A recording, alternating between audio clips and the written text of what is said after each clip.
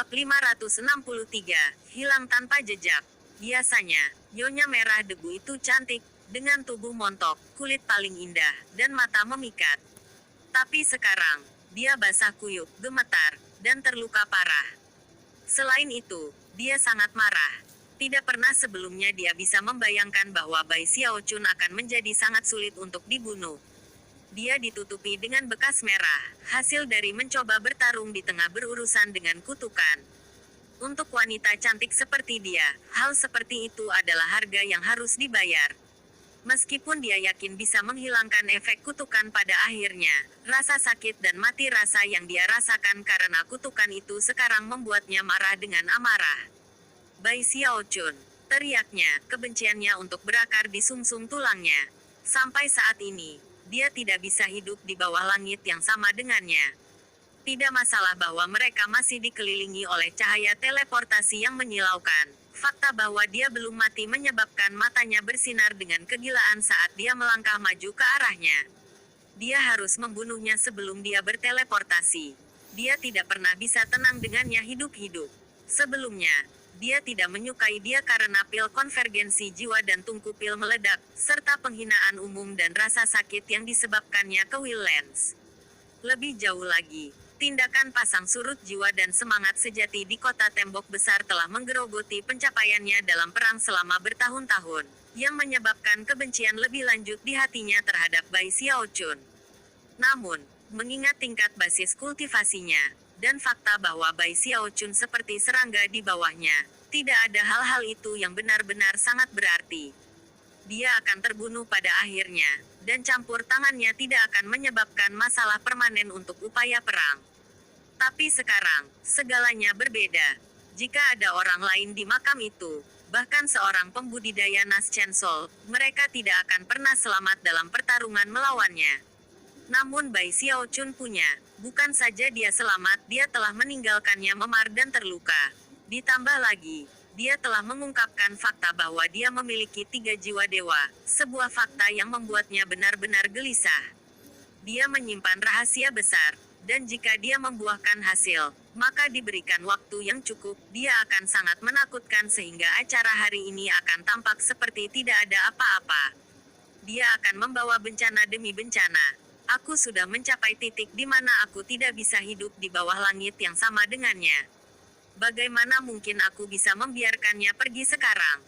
Sambil menggertakkan giginya dan mengabaikan fakta bahwa dia sudah mulai memudar karena kekuatan teleportasi, dia beringsut lebih dekat ke Bai Xiaochun. Kemudian dia mengulurkan tangan. Ini adalah saat di mana dia akan memusnahkannya, mengakhiri hidupnya untuk selamanya. Baru kemudian dia merasa nyaman. Lagi pula, mengingat betapa sulitnya membunuhnya di negara ini. Jika dia tumbuh lebih kuat, dia bahkan akan lebih menakutkan. Itu adalah saat bahaya kritis bagi Bai Xiaochun. Meskipun berada di tengah-tengah teleportasi, dengan tubuhnya memudar, pada kecepatan saat ini dengan Nyonya Merah Debu bergerak, sepertinya sangat mungkin dia akan memukulnya sebelum dia menghilang. Maka, tidak masalah kalau dia diteleportasi, satu-satunya hal yang akan diteleportasikan adalah mayat. Pada saat itu, mata Bai Xiaochun yang lesu tiba-tiba berbinar, dan dia memanfaatkan sedikit kekuatan hidup terakhir yang dia tinggalkan. Pada saat itu, mata Bai Xiaochun yang lesu tiba-tiba berbinar, dan dia memanfaatkan sedikit kekuatan hidup terakhir yang dia tinggalkan. Dia tidak bisa menggerakkan tubuhnya, dan basis budidayanya benar-benar stagnan. Luka pada tubuh kedagingannya sangat parah. Namun, dia tidak ingin mati.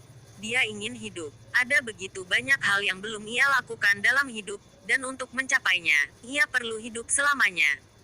Aku ingin hidup selamanya. Aku tidak bisa mati. Sambil meraung ke dalam, dia menutup kedua matanya dan membuka mata ketiga di dahinya, mata Dharma Heavenspan-nya.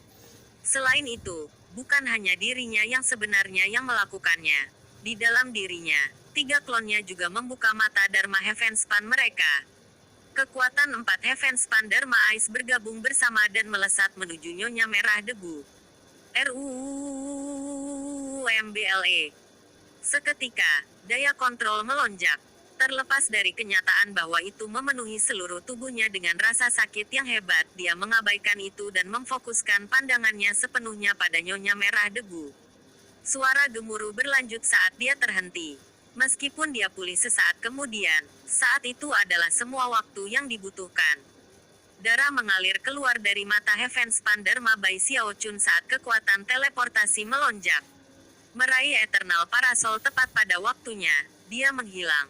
Adapun teknik ajaib yang Nyonya Merah Debu baru saja siapkan, itu menembak melalui ruang yang sebelumnya ditempati oleh Bai Xiao Chun, dan sama sekali tidak melakukan apapun.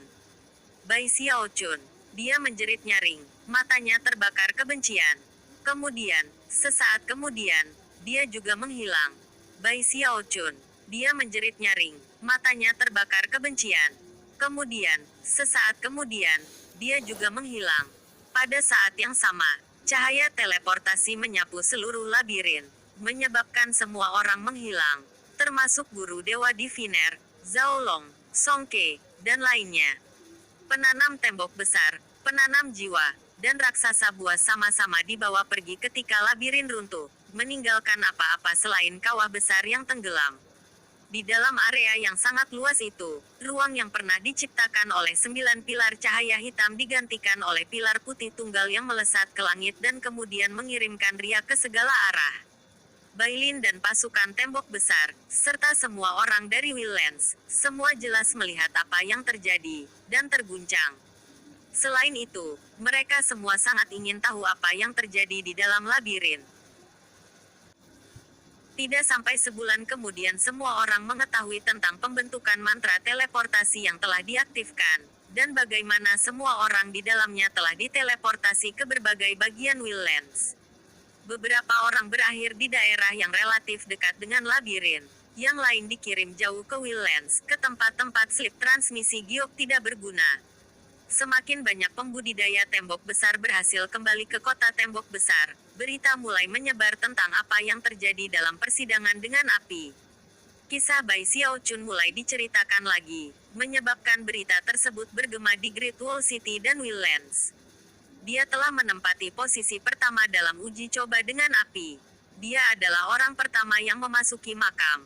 Dia telah menempati posisi pertama dalam uji coba dengan api. Dia adalah orang pertama yang memasuki makam. Kemudian, Nyonya Merah Debu juga memasuki makam, di mana keduanya bertempur.